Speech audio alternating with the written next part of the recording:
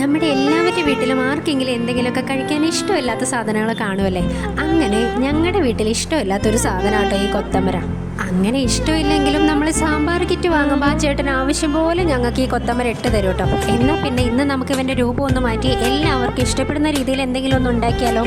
ഞങ്ങളുടെ വീട്ടിൽ സാധാരണഗതിയിൽ ഒന്നില്ലെങ്കിൽ അവിയലിടും അല്ലെങ്കിൽ സാമ്പാറിലിടും. പക്ഷേ എല്ലാവർക്കും ഒരിത്തിരി താല്പര്യക്കുറവ് അല്ലെങ്കിൽ ഒരു ഇഷ്ടക്കേട് ഇവനോട് ഉള്ളത് കൊണ്ട് ആരും അധികം അങ്ങനെ കൂടുതലിടില്ല കേട്ടോ.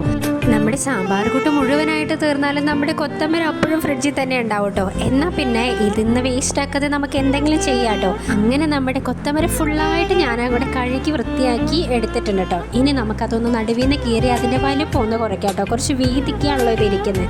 അപ്പം നമുക്കൊന്ന് കട്ട് ചെയ്ത് ചെറുതാക്കി എടുക്കാം കേട്ടോ. അങ്ങനെ നമ്മുടെ കൊത്തമര നല്ല ഭംഗിയായിട്ട് കഴുകി വൃത്തിയാക്കി അരിഞ്ഞെടുത്തിട്ടുണ്ട്. ഇനി നമുക്ക് വേഗം പരിപാടികൾ തുടങ്ങാമല്ലേ. വലിയ കാര്യമായിട്ടൊന്നും ഇല്ല കേട്ടോ.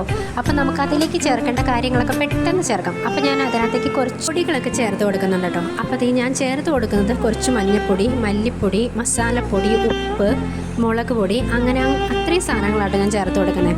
അങ്ങനെ ഫൈനലായിട്ട് കുറച്ചൊരു ഓയിലും കൂടി ഞാൻ അതിനകത്തേക്ക് ചേർത്ത് കൊടുക്കുന്നുണ്ട്. അത് കൂടി കഴിഞ്ഞ് നമുക്ക് നല്ലപോലെ മിക്സ് ചെയ്ത് കൊടുക്കാം കേട്ടോ. ശരിക്കും മിക്സ് ചെയ്ത് ഒരു 5 മിനിറ്റ്സ് ഒക്കെ നമുക്ക് വെച്ച് കഴിഞ്ഞാൽ ശരിക്കും ഇതിലേക്ക് പിടിക്കും കേട്ടോ. അപ്പോൾ അതൊക്കെ കഴിഞ്ഞ് നമുക്ക് നമ്മുടെ ഫ്രൈ പാനിൽ നമ്മൾ ചേർത്ത് കൊടുത്ത ആ സെയിം ഓയിൽ തന്നെ കുറച്ചൊന്ന് തൂവി കൊടുക്കാം കേട്ടോ. ഒരുപാടൊന്നും വേണ്ട. അങ്ങനെ തൂവി കൊടുത്ത ശേഷം ഇത് ഫ്രൈ പാനിലേക്ക് ഇടണം കേട്ടോ. അങ്ങനെ നമ്മളൊരു മീഡിയം ഫ്ലെയിമിലിട്ട് നല്ലപോലെ ഫ്രൈ ചെയ്തെടുക്കണം കേട്ടോ. സത്യത്തിൽ ഇത് നല്ല ടേസ്റ്റ് ആയിരുന്നു കേട്ടോ. ആ ഫ്രൈ ആയി മൊരിഞ്ഞ് വരുമ്പോൾ ശരിക്കും ഇത് കൊത്തമരയാന്ന് പോലും നമുക്ക് മനസ്സിലാവില്ല കേട്ടോ. അപ്പോൾ ഓക്കെ, ബൈ.